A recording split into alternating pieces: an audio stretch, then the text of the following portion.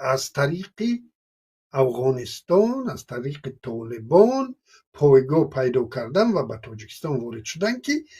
اگر شخص یگان مبارزی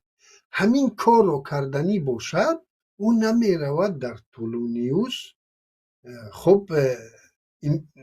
مصاحبه انجام نمی تید و در تولونیوس بیاید و در حضور در دولت طالبان بیاید و از خودکامگی رحمانوف گپ زند. این خودش یک خنده خریش است که این ضربه سخت با همین کل مخالفت میزند. یکمش من بروم در حولی طالبا بروم و بگویم که یک خودکامه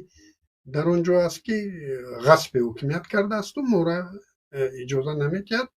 و اونها را متقاعد با این کنم که مرا در اینجا قبول کن و من همه اون برادرای دیگرم رو از اروپا که به زور در اونجا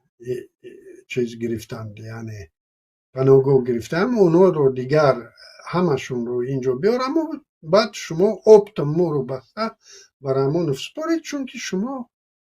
خب دیگر از یک چیز هستید، از یک خمیر هستید، یعنی یک خودکامه شما هستید، یک خودکامه دیگر او است. هرگز چنین شدنی نیست و اگر هم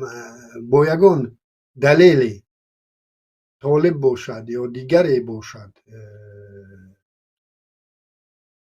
آماده شود به مخالفین تاجیک چنین پایگاهی را چی سازد، یعنی برا اندازد، او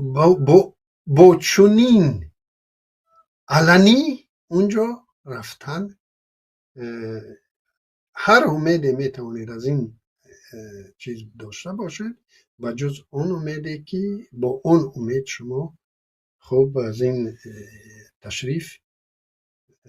چیز کردید، انتظار داشتید و خدای نخواسته چیز نکنید، یگان برادر فریفته این چیز نشود و خب با همین رو به تاجیکستان انتقال نیابد. در اینجا من به شخصیت گدایف، برادر رمان گدایف چیز نیستم، رسیدنی نیستم، نبودم،